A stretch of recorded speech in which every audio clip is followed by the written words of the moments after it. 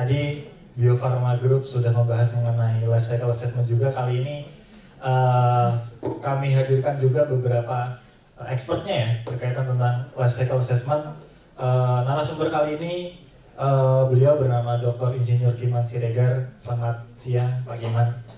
Beliau merupakan Ketua Umum dari Indonesia Life Cycle Analysis Network atau ILCAN. Dan Pak Kiman beberapa ekspertisnya, beberapa diantaranya adalah life cycle assessment, renewable energy, lalu beberapa sustainability terkait engineering proses lainnya. Jadi beliau ini merupakan salah satu ekspertis juga di bidang life cycle assessment, dan nantinya akan membedah beberapa hal berkaitan tentang LCA ya, baik itu secara konsep umumnya, lalu bagaimana integrasi terhadap sistem manajemen lingkungan di perusahaan ataupun di beberapa instansi lainnya, dan juga beberapa contoh best practice-nya. Nanti barangkali beberapa pertanyaan silahkan disimak dan disiapkan juga. Mungkin langsung saja kami persilahkan Pak Kiman Siregar, 15 menit waktu dan tempat dipersilahkan.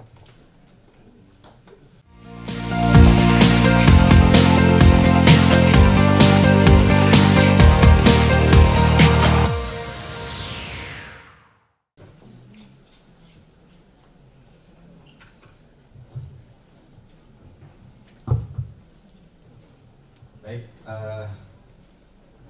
bismillahirrahmanirrahim. Assalamualaikum warahmatullahi wabarakatuh. Selamat pagi menjelang siang, Bapak Ibu semua. Salam sehat semuanya. Terima kasih Olah Karsa, Pak Unggul, Pak CEO, Ibu Pina. Ketemu di sini ya Bu ya. Bu Tri sama Bapak Ibu semua narasumber yang saya hormatin. Tanpa memperpanjang lebar, izinkan kami mencoba menyampaikan materi terkait dengan penerapan life cycle assessment ya, sebagai fondasi keberlanjutan bisnis dan kunci sukses dalam pencapaian standar proper. Lanjut. Ini waktunya dibatasi, kayaknya slide saya cukup banyak. Lanjut. Oke, apa sih LCA itu gitu ya? Jadi kalau secara definisi kita lihat di SNI ISO 14044/2017, LCA itu merupakan kompilasi dan evaluasi masukan, keluaran dan dampak lingkungan potensial dari sistem produk di sepanjang sistem produknya gitu ya, atau di sepanjang sistem daur hidupnya. Nah, itu definisi sederhananya. Terus kita hubungkan dengan sustainability. Ini kata-kata yang sering kita dengar sebenarnya, keberlanjutan gitu ya. Nah, sekarang bagaimana kita istilahnya ability to sustain kan gitu ya. Artinya bagaimana kita bisa bertahan beradaptasi. Nah, saat ini kelihatannya kita juga masih bisa beradaptasi ini. Saya Bapak Ibu tahun 97 masuk ke IPB Bogor, kuliah di IPB ya. Bogor itu dingin sekali. Saking dinginnya dulu saya masih ingat, saya kan dari Medan ya. Di Medan kan udah biasa panas. Tidur itu harus pakai kaos kaki, apalagi ke Bandung, ke tempatnya Bu Pina. Itu menggigil lagi kita, harus pakai sal segala macam ya. Tapi sekarang di Bogor itu harus pakai AC biar nyaman ya. Nah, saat ini kita masih bisa adaptasi. Apakah ini kan mungkin berlanjut sekitar berapa tahun ya, atau misalnya 17 atau 20 tahun. Apakah misalnya 20 tahun lagi kita bisa bertahan kan gitu. Nah itu kan perlu kita jawab bersama. Lanjut. Nah ini barangkali di orang kampus ya, kita sering mungkin dulu masih ingat kita tentang termodinamika ya. Nah, jadi kira-kira berapa hukum termodinamika itu? Mungkin kebanyakan kita pasti bilangnya 3 gitu ya. Tapi kalau menurut saya sebenarnya hukum termodinamika itu ada 4. Tapi yang pertama itu sering kita sebut sebenarnya hukum ke 0. Jadi hukum ke 0 itu apa? Ya bumi ini belum diapa-apain. Mungkin Nabi Adam dan Hawa juga belum sampai di bumi gitu ya. Jadi sebenarnya nggak ada apa-apa di alam ini karena dia nature gitu ya. Istilahnya makanya anggap misalnya kita sebut misalnya energi terbarukan itu zero waste kalau tidak ada intervensi manusia. Tapi faktanya kita mengadakan conference di ruangan ini. Tadi saya dari Bogor, alhamdulillah 4 jam. Waduh, stres banget memang. Saya sama Bu Silvi di kota terus sudah sampai di mana Pak? Bayangkan tuh ya dari Cawang ke sini tuh 2 jam lebih. Ya, ampun kita nih. Ya itu artinya apa? Ada keacakan di situ, ada ketidakmampuan ya, atau kita ketidakefisienan di situ. Nah itulah sebenarnya kalau kita mengacu dengan namanya entropi, ya hukum ketiga termodinamika itu. Makanya sebenarnya kalau kita di termodinamik, kita berbicara sebenarnya eksergi, ya. Jadi apa itu eksergi? Extrable energi. Berapa energi yang saya butuhkan untuk nyampe di tempat ini, ya kan? Dan berapa sebenarnya energi yang bisa saya hasilkan dari saya punya pembangkit gitu loh, ya. Harusnya itu yang kita bicarakan. Tapi karena Jakarta ini, ya, saya mungkin juga tadi sangat tidak efisien dari Bogor, oh, ya kan? Lanjut, ya. Karena ketidakefisiensian itu itulah yang menyebabkan kerusakan lingkungan itu, ya kan? Kan efisiensi 100% itu hanya ada di teori, on paper siklus Carnot, ya kan? Itu hanya di teori aja itu, bahwa suhu panas itu ya dia bisa menghasilkan kerja 100%. Faktanya kayaknya tadi saya buang-buang aja itu kan. Nah, jadi losisnya sangat tinggi, ya. Bahkan sebenarnya ada, saya nggak tampilkan ya, ada misalnya di sebuah mobil itu ya hanya sekitar 26% sebenarnya kita gunakan bahan bakar itu untuk membawa kita gitu. Selebihnya itu sebenarnya terbuang. Ya. Itulah yang membuat istilahnya alam kita ini ya kacau gitu loh ya. Tidak, atau misalnya dampak lingkungannya makin tinggi. Ya, lanjut. Ini juga pasti sangat tidak efisien. Yang orang tambang pasti tahu ya, cuma karena satu dana hilang pura-pura nggak tahu aja. Ya kan? Lanjut. Apalagi yang dulu yang nonton video Sexy Killer kan gitu ya. Ya. Jadi ini juga ya akibatnya apa? Karena ketidakefisienan tadi, ya alam ini makin panas ya. Global warming potensial ya, acidification segala macam terus mengalami peningkatan. Lanjut. Ini mungkin saya yakin banyak juga yang tidak beradaptasi, yang tidak bisa beradaptasi gitu ya. Bayangkan di Semarang, Surabaya ya, sudah mencapai suhu 42 derajat di Oktober 2023. Kira-kira kita bisa hidup di suhu berapa? Sekarang aja nih kita lewat Jakarta ini, waduh panasnya minta, ya kan? Trik gitu ya. Nah, jadi artinya kita di ruangan ini seperti yang tadi saya kira ini pasti orang-orang yang pro sustainability gitu ya. Nah, jadi tapi bagaimana kita untuk melakukannya? Kan harus terukur, harus kuantitatif. Lanjut. Ini saya sebenarnya tadi kasih PDF-nya gitu ya. Namun kayaknya di ekstrak ke PPT jadi nggak nampak gitu ya. Tapi prinsipnya dengan LCA ini ya, dengan LCA ini kita menghasilkan angka kuantitatif ya. Tapi ini pendekatannya numerik. Harusnya sebenarnya kalau kita mau sangat presisi, kita harus pendekatannya dengan termodinamika tadi. Tapi karena itu mungkin sangat susah, kita pendekatan dengan metode life cycle assessment. Tapi dia menghasilkan angka kuantitatif. Lanjut. Ini harusnya PDF-nya tadi yang tampilkan ya. Tapi oke lah ya. Ini sebenarnya tahapan di LCA itu. LCA itu ada 4 tahap ya. Ada goal and scope, life cycle inventory, life cycle impact assessment, sama interpretasi gitu ya. Nah, mungkin nanti slide dulunya. Lanjut. Oke. Saya Bapak Ibu di sini mewakili ILKAN. Kebetulan saya sekarang jadi ketuanya. Memang LCA ini sudah cukup mungkin di dunia dari tahun 70-an ya. Jadi kalau Bapak Ibu masih lihat Coca-Cola ya, itu mereka pada saat dulu produksi Coca-Cola itu mereka sudah memikirkan ini apakah saya misalnya buat packingnya dari botol, apakah dari plastik, atau misalnya dari gelas, dari kaca gitu ya. Mereka sudah melakukan dengan kajian LCA. Tapi di kita di Indonesia mulai terdengar LCA ini tahun 96 ya. Saya sendiri karena kebetulan dulu disertasi saya juga tentang LCA sawit ya. Saat itu sedang lagi galak-galaknya sawit kita ditolak di Eropa dan Amerika gitu ya. Saya disertasinya tentang sawit itu tahun 2009 sampai 2013. Saya dulu belajar LCA-nya di Milka Jemai di Todai Jepang gitu ya. Alhamdulillah kita di ILKAN kita bikin konferensi hampir setiap tahun, dan saat ini sebenarnya atau melalui Permen LH nomor 1 tahun 2021 LCA ini menjadi mandatori untuk Bapak Ibu yang mau masuk ke proper hijau ya.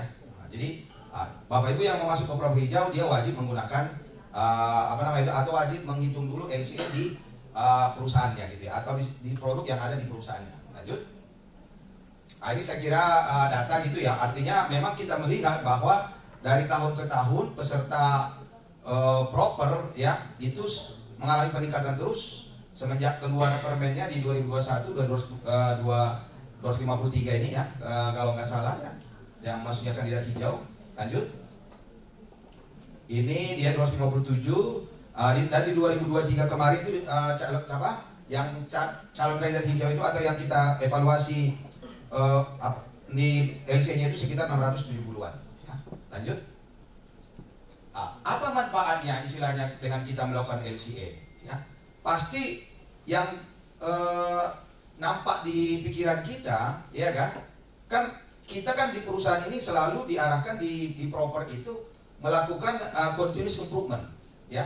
Selalu kita disuruh melakukan perbaikan. Sama tadi misalnya dari Ibu Tri tadi itu, kita memang dilakukan untuk mereduce karbon atau menyerap karbon yang kita rilis ke lingkungan atau yang kita serap ke lingkungan. Cuma kan kita kadang-kadang ya jadi bisa-bisa trial and error di sepanjang sistem produk kita itu, di bagian mana sih yang paling besar melepas karbon itu gitu loh, ya. Misalnya di industri kelapa sawit, bayangkan misalnya dari land use change sampai kita ke persiapan lahan, sampai misalnya CPO dihasilkan atau sampai biodiesel dihasilkan, kita nggak tahu tuh sepanjang itu mana yang harus kita perbaiki. Misalnya juga kita di vaksin ya gitu ya Bu ya, di Bio Farma tahun ini kita kerjakan LCE vaksin BCG gitu ya. Kita ingin tahu di daerah mana sepanjang produksi vaksin itu yang paling tinggi dampaknya terhadap lingkungan. Sehingga kalau kita sudah menemukan itu, itulah sebenarnya yang kita continuous improvement terlebih dahulu. LCE itu nanti kita bisa mendapatkan informasi terkait dengan hal itu dan juga beberapa manfaat lain gitu ya. Artinya keluaran dari LCE nanti kita bisa mengusulkan ke eco-label tipe 3 ya. Lanjut. Saya kira ini ada 12 manfaatnya ya, saya nggak bacakan satu-satu. Tapi prinsipnya dengan kita memahami LCE tadi, kita kan potensial impact ya di sepanjang sistem produk dari masukan keluaran. Apa yang masuk di sistem produk kita itu? Pasti ada material, pasti ada energi, pasti ada emisi ke udara, pasti ada emisi ke air, emisi ke tanah, dan waste dari masing-masing unit proses di panjang sistem produk kita.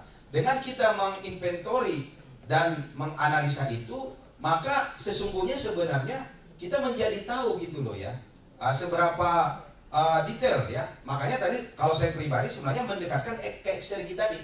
Sebenarnya saya butuhkan energi berapa sih untuk memproduksi misalnya si vaksin ini kan gitu. Atau sebenarnya saya butuh material berapa sih? Misalnya anggaplah misalnya untuk menghasilkan 1 kWh di pembangkit saya gitu. Saya butuh batu baranya sebenarnya berapa gitu ya. Nah itu dengan kita melakukan LC harusnya kita bisa mendapatkan itu lebih presisi gitu ya, atau mendekati efisiensi 100%. Lanjut. Ini saya kira tadi sama ya, artinya di sini ya kita bisa lebih akurat untuk melakukan continuous improvement. Sehingga yang kita continuous improvement itu misalnya di PLTU kita, apakah di boilernya, di kondensernya gitu ya, kita menjadi tahu gitu ya. Dan pada akhirnya sebenarnya kan ini pasti akan apa namanya itu ya, mengoptimalkan material atau energi yang kita gunakan, sehingga nanti harga pokok produksi kita juga semakin turun gitu ya, kita lebih efisien. Lanjut. Nah ini ya, akhirnya nanti membantu HBP kita, dan mungkin ini bonus saja ya, karena dengan kita melakukan LCE maka itu sudah menjadi syarat kita bisa atau calon kandidat hijau di proper ya. Nah, nanti kan mungkin bonusnya kalau yang hijau dan emas setiap akhir tahun salaman dengan wakil presiden kan gitu ya, lumayan juga itu. Jadi untuk bapak ibu yang CEO, ini juga menjadi KPI gitu ya, yang tadinya direktur mungkin bisa jadi dirut kan gitu ya, itu menarik juga itu.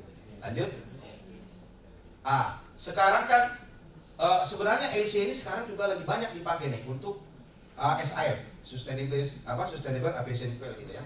Kita sekarang lagi mendorong agar POME ya, POME yang selama ini dianggap limbah, dianggap waste, dengan kajian LCE ini kita mau dorong menjadi positive list di ICAO Porsia tersebut. Dan mereka itu butuh hitungannya dengan LCE ya.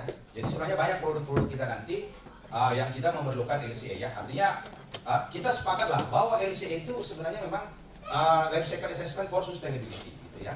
Karena kita memang ingin dari LCE ini kita menjadi bisa menjadi tahu mana yang lebih besar dampaknya, dan kita terus melakukan continuous improvement. Lanjut. Ini saya kira hal yang sudah sering kita lihat ya Bapak Ibu ya. Tapi prinsipnya LCE ini sangat mendukunglah kegiatan SDGs ini gitu ya. Dan saya kira kan gini, ini saya nggak tahu nih ada nggak dari orang proper di sini, dari KLHK ada nggak? Nah, kalau nggak ada agak tenang kita ya. Tapi setahu saya sebenarnya proper itu dulu kurang direcognize gitu ya, kurang diakui ya. Tapi semenjak masuk LCA, ya karena itu metode yang diakui oleh global gitu ya. Nah, itu lebih diakui ya. Saya kira itu dulu juga dari 2014 sampai 2018 sebenarnya kita yakinkan di Jen PPKM gitu ya. Dan 2021 dia menjadi permen. Lanjut. Nah ini kan ya, jadi ini juga karena di ekstra sebenarnya tadi PDF-nya aja ditampilkan ya. Kalau enggak benar-benar asli PPT-nya, ini jadi banyak yang hilang ini. Tapi prinsipnya LCA ini menjadi alat ukur untuk 5 aspek SDA ya, energi, istilahnya emisi udara, limbah B3, non B3 dan air gitu ya. Artinya dia cukup besar pengaruhnya di kegiatan proper kita. Dan kalau skor proper itu sekarang kan sekitar 950 berapa gitu ya. Dengan LCA kita dapat skor 100, belum nanti nilai absolutnya sekitar 50-an, jadi hampir 160. Saya kira cukup dominan pengaruhnya di LCA. Begitu juga nanti kalau kita mau ke emas, karena green leadership itu dia banyak juga ditanyakan tentang LCA.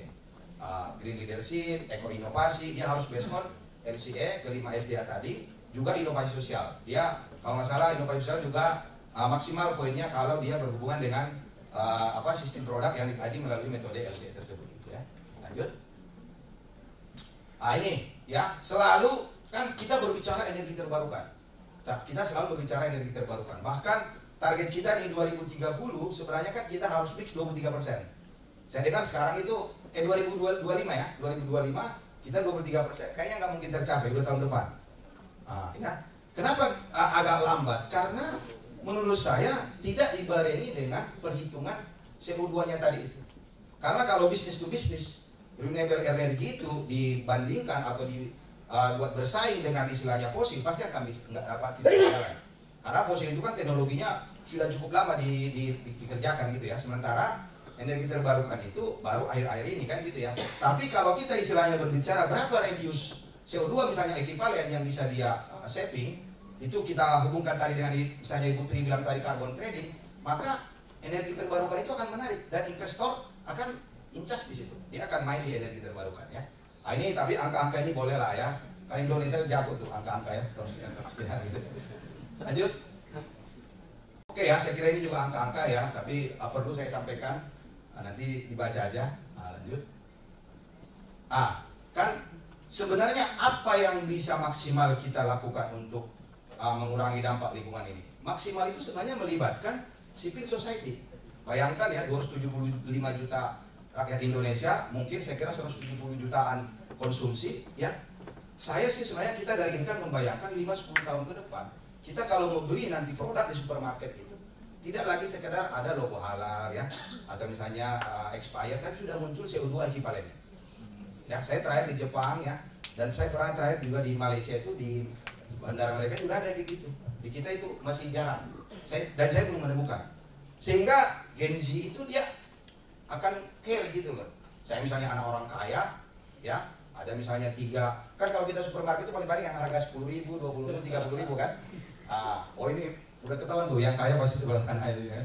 Ini nanti suatu ketika kita bikin yang karbonnya misalnya 1, 5, 10, dia kemana nih? Ya kan? Kalau dia misalnya yang terendah karbon, walaupun mungkin harganya lebih mahal, itu kita melibatkan civil society ya. Sederhananya lah seperti ini. Kan pasti misalnya bagian procurement pasti ada di semua kantor kan. Anggap misalnya kertas A dan kertas B. Yang ini GWP-nya 0,5, yang ini GWP-nya 0,8. Kira-kira yang mana kita beli? Ini dampaknya terhadap pemanasan global. Yang mana yang mau kita beli Bapak Ibu? Yang 0,5 atau yang 0,8?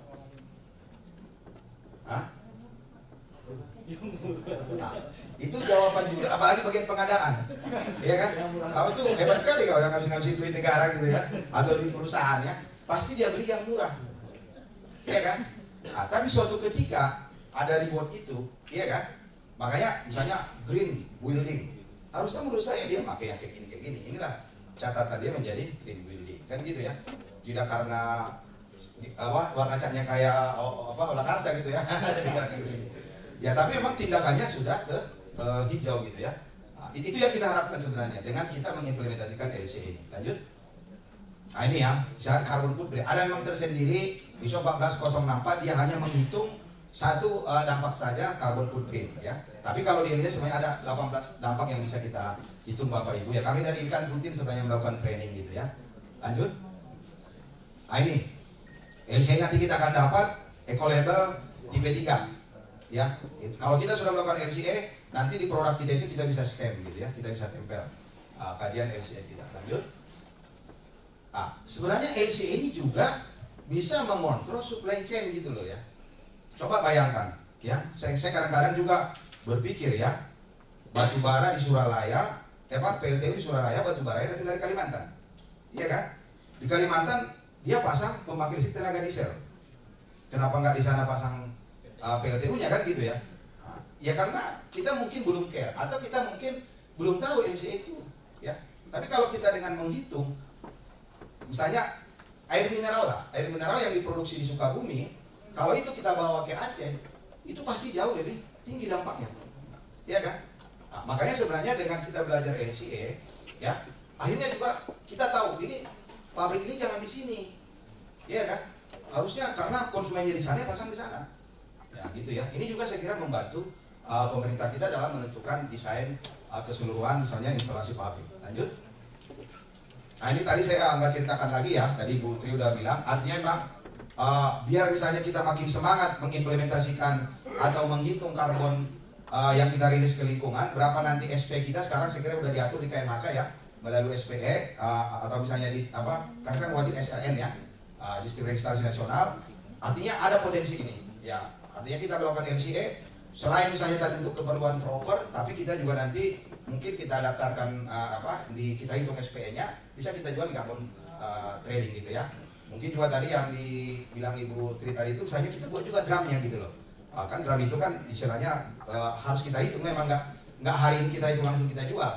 Tapi kan misalnya kalau kita buat drumnya itu, menurut saya bisnis karbon ini kan itu yang menurut saya disebut dengan intangible asset gitu loh, intangible income. Kan hutannya nggak kemana-mana, industri kita kan nggak kemana-mana, malah kita kurangin. Saya ketemu misalnya di kawasan sekarang itu, dia yang awalnya sistem pendinginnya misalnya kompresi uap, dia ganti dengan sistem adsorpsi, ya, dia non freon. Itu kan sebenarnya untung juga bagi dia, tapi dia dapat income lagi, potensi income lagi dari jual saving karbonnya gitu kan. Nah itu kan sebenarnya dia nggak kemana-mana, dia nggak misalnya kan kalau kita berjualan kan yang kita pikir barangnya berpindah, ini kan enggak, kan ini sebenarnya menarik gitu ya. Lanjut. Nah ini juga tadi ya, memang di kita masih kecil, yang risk sekarang udah jalan itu memang baru di PLTU, emission trading. Kalau nggak salah sekitar $2 ya, 30.000 per ton. Tapi seperti yang tadi, misalnya di Eropa bisa sampai $100, kan lumayan, ya. Lanjut. Nah ini yang saya bilang tadi ya, kalau sebenarnya kita hanya khusus untuk menghitung CO2 ekivalennya saja, kita pakai ISO 1467. Tapi ini ada hubungannya dengan ISO 1444 atau 40 untuk dengan LCA gitu ya. Nah, lanjut. Ini, coba ya, bayangkan ya. Tahun 2009 atau 2010 kalau nggak salah ini, Eropa itu menolak sawit kita itu ya karena hitungan mereka hanya mampu mereduksi emisi 19%. Untuk masuk ke market dia minimal 35%. Amerika hitungan dia 17% saja, untuk masuk market dia 20%. Nah, dia menggunakan metode LCA itu untuk menekan kita. Nah, ya, memang syukurnya kita nih nggak ada nekan-nekan, pokoknya yang murah masuk. Jadi makanya wajar tuh pasar Tanah Abang itu tutup ya. Bentar lagi mungkin, sekarang sebelum. Lanjut. Ini ya. Jadi mereka punya soybean, Amerika ini, mereka tahun 98 sudah menghitung LCA-nya, dan kajian mereka untuk B100 bisa reduce sampai 100 untuk B100 bisa sampai 78%, ya. Makanya tadi syarat mereka untuk masuk ke market mereka minimal 20%. Dia bilang hanya 17%. Eropa bilang 19%, tapi syarat marketnya tadi 35%. Ini tahu nggak Bapak Ibu ya? Ini langsung yang sehan ini langsung dipimpin oleh Menteri Pertahanannya, ya kan? Ini tahun 98, kita waktu itu masih demo-demo. Saya masih di MPR itu. Ya. Saya kemarin senang juga, kemarin saya diundang juga sama Kementerian Pertahanan. Saya terima kasih Bu, saya bilang diundang. Tapi kelamaan ini saya bilang ya. Tapi setelah kami hitung, sebenarnya ini juga ketutup ini ya. Ini sebenarnya bisa kok mereduksi emisi sampai 49%. Artinya kita bisa masuk market Eropa dan Amerika. Tapi dengan catatan, memang kita harus bikin methane capture. Makanya sekarang itu kalau Bapak Ibu yang mengikuti, di sawit itu didorong dengan methane capture. Karena 35% dampaknya itu di methane capture. Bagaimana kita tahu itu? Memang harus kita hitung dengan LCA. Ya harus kita hitung kuantitatifnya. Kan nggak bisa kita tebak-tebak. Nah, iya kan? Seperti itu ya. Lanjut. Ini ya, sepanjang sistem. Nanti masing-masing lah, Bapak Ibu kan pasti punya sistem produk masing-masing. Tapi ini misalnya contoh sistem produk industri kelapa sawit. Nanti misalnya kan yang utama kan CPO, ada nanti dia istilahnya ke POME, inilah yang mayoritas tuh, 35%. Ada dia yang PKO, ada dia misalnya ke biomas gitu ya. Tapi ini kalau kita misalnya sudah berhitung dengan LCA, akhirnya kita ketemu nih, di sepanjang ini di mana yang paling besar dampaknya gitu ya. Lanjut. Ini saya ambil contoh lah misalnya, ini karena di gedung Pertamina cocok juga nih kita ambil biodiesel gitu ya. Misalnya coba nih, ini hitungan sederhana kita lah ya. Anggap misalnya dengan kita biodiesel itu setelah kita hitung-hitung ya, dia istilahnya bisa menghasilkan GWP atau sebesar 1,7 kg CO2 ekuivalen per liter. Kan kalau untuk solar itu kan 3,4 ya. Artinya kalau misalnya saya menggunakan B20 maka berarti kan 20% ya. Berarti saya kali-kali dengan karakteristik faktor atau misalnya dampak daripada si biodiesel tadi, terus baru yang 80% lagi saya kali dampak dengan dari si atau karakteristik faktor daripada si solar. Maka saya dapatlah kalau misalnya saya menggunakan si B20 ini misalnya untuk pembangkit listrik ya kan, maka saya dapatlah dampaknya itu 0,918 kg CO2 ekuivalen per kWh ya. Terus lanjut. Kalau saya kasih B30 dia turun menjadi 0,867. Karena yang lebih ramah lingkungan tadi, yang lebih sustain tadi, lebih besar faktor pengalinya. Lanjut. Ini kan kalau kita ambil sederhana, berarti saya sudah bisa meredus 0,051 kg CO2 ekuivalen. Kali berapa kWh, berapa juta kWh, kali sekian tahun kan gitu ya. Artinya kan ini sebenarnya, inilah yang kita sebut, bisa kita carbon offset tadi itu gitu ya.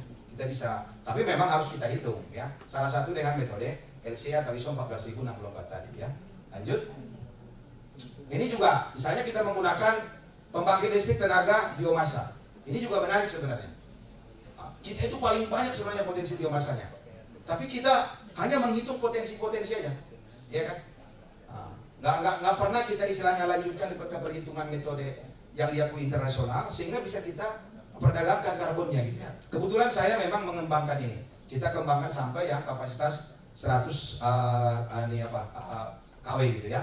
Artinya yang tadinya solar kita ganti dengan biomas, karena biomas itu dia mempunyai kandungan CHON, artinya kita bisa nanti mendapatkan H2. H2 ini gas mampu bakar yang memiliki nilai kalor paling tinggi ya.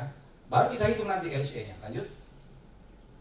Ini ya, si biomasa ini ada di sawit nih. Saya agak cepat nih ya Bapak Ibu ya, karena waktu dibatasin ya, daripada dipotong MC nanti kan.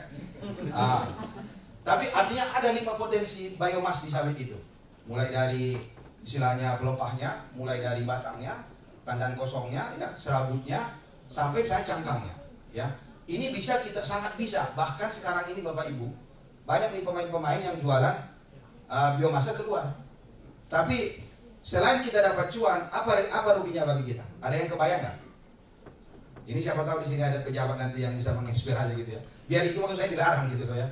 Kebayang nggak kalau kita terus-terus jual biopelet kita keluar? Kan misalnya kita yang muslim ya, kan sering juga disampaikan tuh, salah satu tanda kiamat kubro itu katanya nanti Arab itu pohon-pohonnya bagus jadi subur, yang subur itu jadi tandus. Ya karena itu tadi biomasa itu kan diambil dari tanah kita, ya kan? Nutrisinya itu kita ambil dari kita jual ke sana ke yang gersang kan gitu ya. Lama-lama nanti kita gersang juga, makanya kita makin panas juga kan gitu ya.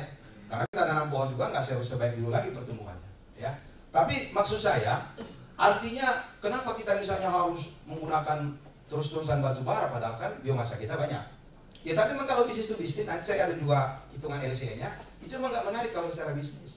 Harus kita kejar dia nilai tambah dari penjualan karbonnya gitu loh ya. Lanjut.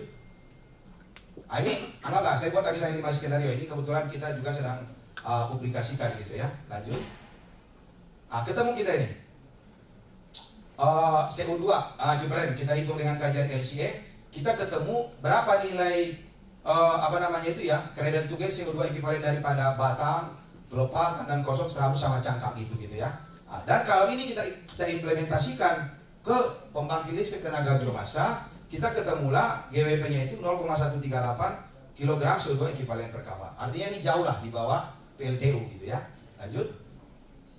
Nah, ini juga POME tadi ya. Ini juga kadang-kadang kalau kita ke pabrik sawit, kita anggap ini karena nggak nampak mata kita kan aman-aman aja, ya kan? Padahal POME ini dia 28 kali dampaknya lebih tinggi dibandingkan dengan CO2 gitu ya. Tapi kalau ini kita compare ke pembangkit listrik tenaga biomasa, kita bisa dapat sekitar 1 megawatt. Kalau Indonesia ini sekarang punya 1.200 PKS, berarti sebenarnya kita sudah punya kali satu aja kan? Berarti kan 1.200 megawatt sebenarnya gitu ya. Cuma memang itu kan kita yang ngomong. Kalau bagi pengusaha sawit, nggak cuan Pak katanya. Karena ya itu tadi karbon yang dia saving itu belum diperjualbelikan gitu. Menurut saya itu memang harus serius kita hitung ya. Lanjut. Ini ya juga metode-metode LCA sebenarnya bisa kita buktikan. Misalnya dengan methane capture tadi itu mana yang harusnya dipilih teknologinya, ya. Tapi memang ini harus diincas. Kalau dia misalnya memilih misalnya teknologi methane capture, artinya dia misalnya lebih kecil dia jadinya penurunannya, berarti dia harus dapat reward. Kan selalu pengusaha itu kan berpikirnya output istilahnya cuan yang didapatkan gitu ya. Lanjut. Ini saya juga ini maksud saya mungkin lebih mudah dalam waktu sekejap kan 20 menit kan lebih mudah menangkapnya apa manfaat LCA gitu ya. Anggaplah misalnya kita lihat nih di beberapa negara, saya coba rangkum. Jadi GWP batu bara itu sampai dia misalnya di port ya, itu sekitar 0,02 sampai 0,4 kg CO2 equivalent per kilogram batu bara. Kalau biomasa sawit aja misalnya ini 0,04 sampai 0,4, kan sudah cukup jauh sebenarnya perbedaannya kan. Tapi bayangkan sekarang nih, malah kalau PLTU itu setahu saya nih ya, mudah-mudahan kalau ada yang nanti yang koreksi boleh. Setahu saya maksimal 80% dari harga batu bara. Artinya lebih murah dibeli si biomasanya daripada si batu baranya, ya kan? Itu kan sungguh tidak menarik ya, karena ya lebih murah jual batu baranya, tapi kalau istilahnya harga jual biomasanya, tapi saya prosesnya kan pasti lebih ribet gitu ya. Namun di sisi GWP-nya sebenarnya jauh lebih rendah. Harusnya ini yang harus dibuat lebih mahal gitu loh, iya kan? Biar misalnya bauran energi kita tadi itu kita jalan gitu ya. Lanjut. Ini ya, ini nanti silakan dibaca gitu ya. Artinya kita coba cek gitu loh ya. Istilahnya GWP tambang batu bara itu sama tadi biomasnya gitu ya. Lanjut. Terus lanjut. Ya, oke. Ini kan memang sebenarnya betul. Dengan kita misalnya co-firing ya, 15% misalnya dengan 5%, kelihatan memang kok ya CO2-nya emisi di pembakaran itu makin menurun gitu. Dengan 15% 1954 ya, dengan 5% 1000 sekian. Kalau dia istilahnya biomas 1018. Artinya memang kan menurun. Ya, tapi memang ini kita hitung dengan LCA gitu ya. Artinya memang dampaknya lebih rendah gitu ya. Tapi tadi coba harga biomasanya itu malah kita beli lebih murah. Ya orang yang bisnis biomasa ya nggak tertarik dong. Iya kan? Lanjut. Ini coba ini Bapak Ibu ya. Ini saya juga hitung. Ini saya ambil 5 impact di LCA, GWP, asidifikasi, waste, eutrofikasi sama energi. Kita lihat misalnya batu bara ya. Dia ini anggaplah misalnya kita ambil yang optimis nih. Dia mempunyai dampak itu sekitar 0,4 kg CO2 equivalent. Nanti banyak beberapa itu sampai 1,7. Paling rendah itu geothermal ya. Di tengah-tengahnya itu adalah misalnya sebenarnya yang lebih aman itu sebenarnya natural gas.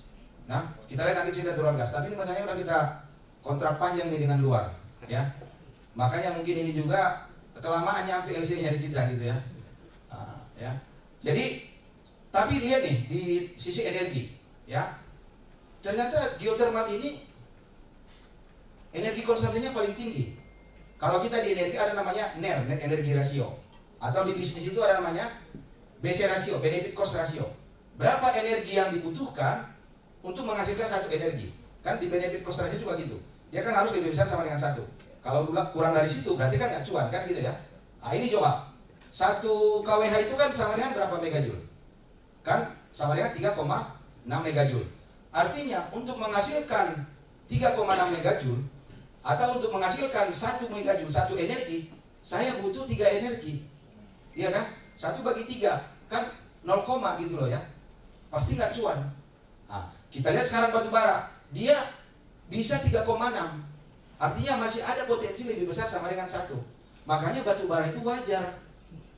Istilahnya berkembang karena itu yang cuan. Tapi bagaimana sebenarnya biar dia cuan? Harusnya kan harga per kWh-nya jangan sama dong. Misalnya kita di sini, kita kan nggak tahu nih mana yang batu bara, mana yang biomasa, mana yang air, mana yang segala macam kan gitu ya. Tapi itu bagaimana kita bisa menemukan itu?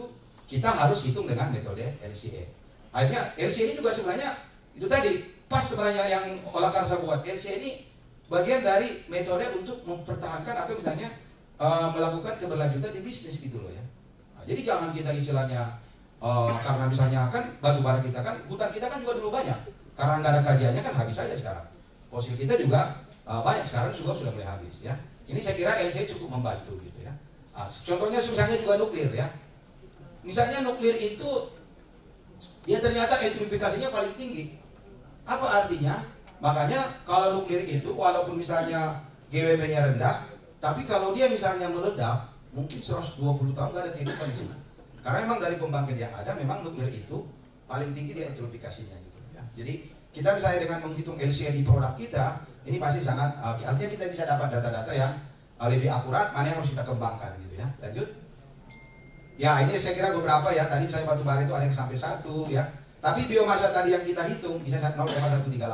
Artinya dia relatif rendah lah ya. Lanjut. Oke, saya kira ini hampir sama tadi ya. Lanjut. Ini juga di mobil ya. Kan sekarang kita sering mendengarkan electrical vehicle. Ya kan? Electrical vehicle itu ramah lingkungan atau tidak? Ya kan? Mungkin kalau di industri ya namanya scope 2, scope 1, scope 3 kan gitu ya. Ini harus kita hitung juga. LCA juga bisa menghitung itu gitu ya. Lanjut. Jadi ini misalnya nih. Kan kalau scope 2 itu kan di pabriknya kita. Ya kan? Di pabrik kita. Kalau scope 1 itu kan yang masuk ke pabrik kita. Scope 3-nya itu kan afternya. Artinya kalau saya misalnya pabrik yang nggak peduli, ya pokoknya kan yang di saya penting kan dampaknya udah segitu Pak. Ya kan? Yang berdampak itu kan sebenarnya nanti yang menggunakan scope 3-nya kan gitu ya. Kalau kita misalnya di LCA di grade-nya kan gitu ya. Lanjut. Tapi di sini bisa kita hitung ya. Baik ini misalnya nih ya, ini electrical vehicle ya. Sebenarnya memang dia di tail fat-nya dia jadi 0 artinya di knalpotnya gitu ya. Tapi memang secara keseluruhan kalau kita hitung masih lebih bagus electrical vehicle ini 133 ya. Ini yang istilahnya yang fosil itu diesel 226. Jadi keseluruhan masih lebih bagus memang electrical vehicle ini. Walaupun ini kalau di Indonesia bisa kita bedah lebih panjang lah, ya. Tapi ini minimal dari kajian ini memang electrical vehicle itu masih lebih bagus. Lanjut. Ini sebenarnya untuk Indonesia kami sendiri termasuk di Bio Farma Indonesia ya. Kita sebenarnya udah menghitung beberapa LCA itu ya. Lanjut. Tapi ini yang menarik nih, sekaligus menyedihkan. Ternyata walaupun kajian LCA kita tadi udah banyak, 600-700an, kontribusinya di publikasi internasional itu baru 1%. Kami coba kumpulin data 2022 itu baru 23 paper ya. 2000 mungkin 23 itu sekitar 90-an memang ada peningkatan. Tapi kan dibandingkan dengan 700-an tadi yang sudah melakukan LCA belum terpublikasi. Ini tugas kita bersama. Artinya apa? Orang sekarang itu nggak tahu kalau kita nggak publikasi, ya kan? Makanya kadang-kadang ada kawan saya itu bilang karena dia nggak ini ya no sustainability Indonesia kata profesornya katanya di MIT ya. Jadi ini juga perlu kita bareng-bareng. Ini kami coba nih. Ini kami juga submit juga di jurnal C1 ya di International Journal of Life Cycle Assessment. Tahun 96 belum ada ya. Ini saya juga 2013 ini sudah mulai banyak lah. Tapi sampai ke sini juga ini belum signifikan. Walaupun kita tahu ini juga menarik untuk Indonesia ini. Kami merasa bangga juga sebagai orang Ilkan gitu ya. Satu-satunya sekarang dunia yang mengerjakan LCA by regulasi, by mandatory Indonesia.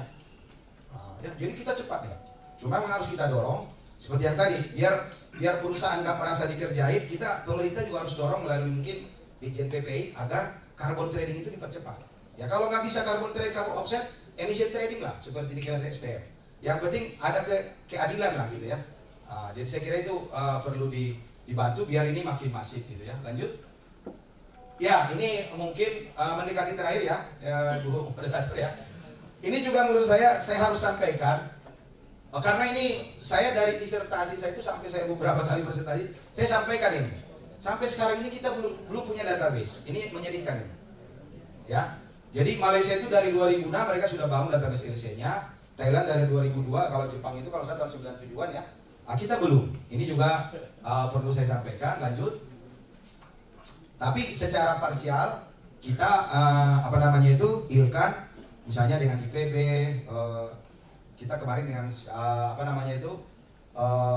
dengan misalnya PLN gitu ya, udah ada beberapa. Tapi mungkin harus kita dorong secara nasional ya, dan mungkin juga untuk Pertamina ya, atau misalnya ya minimal asosiasi lah. Kita emang harus buat database gitu ya, biar kita tahu posisi kita gitu ya.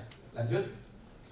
Ini karena prinsipnya semuanya saling membutuhkan, ya kan? Saya nggak bisa misalnya menghitung LCE di pabrik sepatu saya kalau tidak ada LCE dari listrik, ya kan? Kalau saya masih menggunakan LCE listrik dari luar database, ya orang nggak percaya, ya setengah percaya lah gitu loh.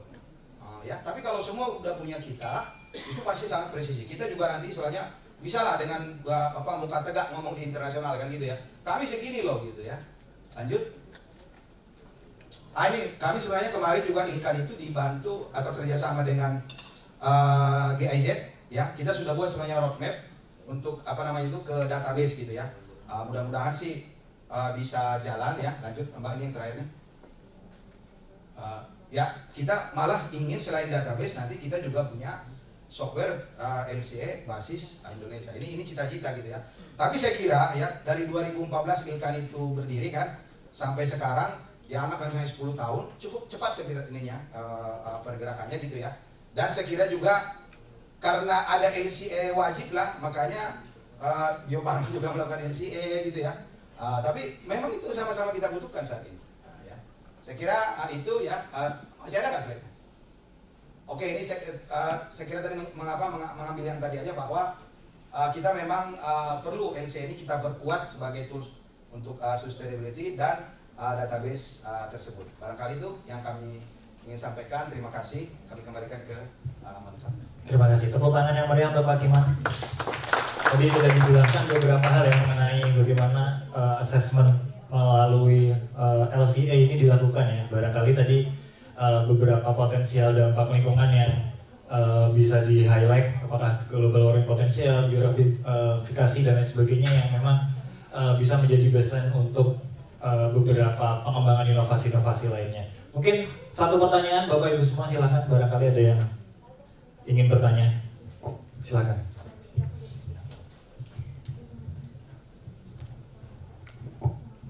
Baik, terima kasih Pak. Assalamualaikum warahmatullahi wabarakatuh. Waalaikumsalam. Perkenalkan, saya Firlan Pak dari Gedung Pak, Wijaya Karya Bangunan Gedung Tbk. Terkait dengan yang Bapak paparin tadi mengenai LCE Pak, di kami ini sebenarnya sudah sedang berproses Pak ya, di grup ini menyusun namanya GHG Pak. Oke. GHG report Pak. Yang kalau saya ngelihat secara item yang ada di dalamnya sebenarnya hampir sama ya Pak ya. Ya, sama. Outputnya nanti malah bisa menghitung ya, ya. Karbonnya offset itu berapa gitu. Nah ini kira-kira irisannya di GHG dan LCE ini seperti apa ya Pak ya? Apakah memang kami harus fokus ke GHG-nya atau kami juga combine antara LCE dan GHG-nya ini untuk kesana ya Pak? Ya, terima kasih ya Mas ya. Sebenarnya memang gini, banyak metode gitu ya. Jadi termasuk juga setahu saya di Ditjen PPI itu ya, pengendalian perubahan iklim itu, kenapa misalnya agak lambat misalnya untuk implementasi carbon trading ini, karena berhubungan dengan metode yang mau kita pakai. Kalau saya sih singkatnya gini Pak, biar nggak ribet-ribet. Tadi kan sebenarnya Bapak juga udah yakin juga hampir sama gitu ya, karena setahu saya juga hampir sama gitu ya. tapi kita coba aja keinginannya kemana gitu. Nah, karena sama seperti yang tadi misalnya, kalau di LCA, kalau di proper, dia memang metode LCA, follow ISO 14040 sama 14044. Bahkan kalau di panduan proper itu, karena saya juga ikut menyusun, kita sudah sebutkan life cycle impact assessment-nya sampai 12, termasuk kumulatif energi demand kan. Nah ini Bapak nanti misalnya keperluannya untuk apa? Karena misalnya kalau seperti yang tadi juga, kalau keperluannya misalnya hanya untuk misalnya GHG atau misalnya carbon footprint, itu kan sebenarnya hampir sama dengan GHG juga. Cukup sebenarnya Bapak memfollow ISO 14064 tadi saja gitu ya. Nah, tapi prinsipnya gini, saya memang harus cek ya, harus cek metode Bapak apa yang Bapak harus lakukan atau yang sudah lakukan. Tapi prinsipnya kalau LCA ini kan dia konsep keseluruhannya dari cradle to grave. Apa maksudnya? Dari dia diambil dari alam sampai dia kembali lagi ke alam. Jadi saya nggak tahu kalau GHG yang Bapak ini apakah misalnya hanya menghitung di konstruksi Bapak saja, ya kan? Atau misalnya Bapak menghitung mulai dari, anggaplah misalnya semen ditambang gitu ya, diolah, ya kan? Sampai Bapak gunakan, atau seperti apa gitu. Nah jadi kalau secara metode perhitungan mungkin hampir sama metodenya, tapi memang itu nanti keperluannya untuk kemana gitu ya. Karena kalau misalnya di bisnis itu kadang-kadang juga dia hanya menekankan di scope 2-nya aja Pak. Kalau di LC itu saya gate to gate-nya Bapak aja, gitu ya. Dan kalau di LCA itu karena istilahnya definisi tadi masukkan keluaran, ya kan? Jadi tidak sekedar emisi saja. Saya kadang-kadang juga sering harus kita bedakan itu. Ada kadang-kadang orang itu menghitung hanya emisi ke udaranya saja. Nah, kalau di LCA itu baru 1 dari 6 yang kita hitung. Karena kalau di LCA itu kita harus hitung juga materialnya, energinya, emisi ke udara, emisi ke air, emisi ke tanah, sama waste. Nah, waste ini juga harus dipahami. Waste di LCA itu artinya limbah ya yang kita diwajibkan untuk mengolahnya atau ada keinginan untuk mengolahnya. Tapi kalau kita nggak olah itu jadinya menjadi emisi gitu. Jadi komprehensif Bapak berhitung aja yang harus kita cek gitu ya. Mungkin nanti saya nggak tahu Bapak dari penjelasan saya ini misalnya apakah dihitung keseluruhan tadi? Misalnya material, energi atau hanya emisi ke udara saja? Atau dihitung semuanya tadi di perhitungan GHG-nya Bapak? Dihitung semua sebenarnya Pak, tapi kita memang menghitungnya secara ruang lingkup 1, 2, 3. Ya artinya sebenarnya gate to gate-nya saja. Gate to gate-nya saja yang Bapak hitungkan. Nah ini masalahnya nanti kalau gate to gate, kan kalau misalnya Bapak misalnya mau, anggaplah misalnya eco label TP3 kan itu kadang-kadang kalau di LC itu kan nanti harus juga kita lihat PCR-nya nanti. Produk kategori rules, aturan bersama untuk kita membuat LC-nya. Tapi secara definisi, LC itu memang harus kita kerjakan dari cradle to grave. Jadi dia dari diambil ke alam sampai dia kembali ke alam lagi. Ya. Nah, saya sih melihat memang GHG calculation itu bahkan ada yang buat misalnya software tersendiri itu memang spesifik hanya untuk di keperluan bisnisnya si Bapak saja misalnya gitu ya. Karena memang nanti itu pasti akan digunakan atau dijadikan input bagi industri lanjutannya. Makanya saya bilang, kenapa kita butuh database seperti itu Pak? Jadi industri semen dia menghitung misalnya LCA atau GHG sampai keluar semen di pabrik dia, ya kan? Tapi karena Bapak misalnya mau menghitung juga sampai semen itu misalnya dipakai misalnya membangun gedung, ya kan? Kan Bapak nggak perlu lagi menghitung dari cradle-nya, tinggal ambil di database yang punya si pabrik semen tadi gitu ya. Memang sekarang bisa kita lakukan, tapi kadang ada kalanya kita akhirnya menggunakan data semen dari luar gitu loh, bukan yang ada di Indonesia. Padahal kajian LC itu tadi karena dia numerik, biar dia mendekati presisi harus spesifik geografis atau lokasi di mana si pabrik itu existing gitu. Ya. Cukup, semoga menjawab ya. Ada lagi. Kalau proper kan ini kan nilai-nilai Pak ya, pasti di proper itu nggak memenuhi gitu. Iya kan? 1 dia suruh 12 dampak, Bapak hanya hitung 1. Proper itu kalau mau nilai maksimal dia minta cradle to grave, Bapak hanya gate to gate. Ya, dan proper itu memang secara regulasi yang diwajibkan LCA, bukan GHG calculation gitu. Ya. Tapi gini, kalau istilah saya, masa orang udah berbuat baik nggak dikasih harga gitu ya. Tapi nanti tergantung si evaluator Pak. Saya kebetulan evaluator juga gitu. Tapi saya kadang-kadang gitu, janganlah pula kasih nol. Kan kita kadang-kadang ada dosen kita kasih nol ya. Masa Bapak udah berhitung, kasihlah angka berapa gitu. Tapi ya memang agak berat nanti kalau itu bisa ke hijau. Itu aja kira-kira Pak. Ya. Siap. Semoga bisa menjawab ya Pak Kiman ya. Baik Bapak Ibu, mungkin sekian untuk sesi Pak Kiman. Sekali lagi beri aplaus yang meriah. Pak Kiman mohon izin untuk Baik, selanjutnya kita akan menyaksikan penyerahan kenang-kenangan dari Olah Karsa kepada Bapak Dr. Insinyur Kiman Siregar, STP MSI IPU, Chairman Indonesian Life Cycle Assessment Network. Silakan Bapak Unggul untuk dapat kembali maju ke depan, memberikan satu Bapak Kiman.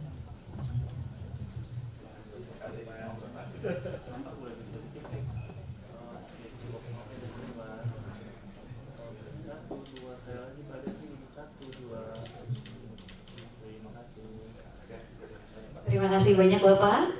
Berikan tepuk tangan hadirin. Baik. Selanjutnya tadi menarik sudah diperbincangkan panjang lebar ya mengenai LCA. Sekarang balik lagi ke beberapa best practice contoh dan beberapa inisiatif lainnya dari industri semen. Dengan narasumber beliau Bapak Trayudi Dharma. Selamat siang Pak Trayudi, semoga dalam keadaan sehat selalu. Pak Trayudi Dharma merupakan Corporate Social Responsibility Manager PT Solusi Bangun Indonesia Tbk, dan nanti kurang lebih akan membahas mengenai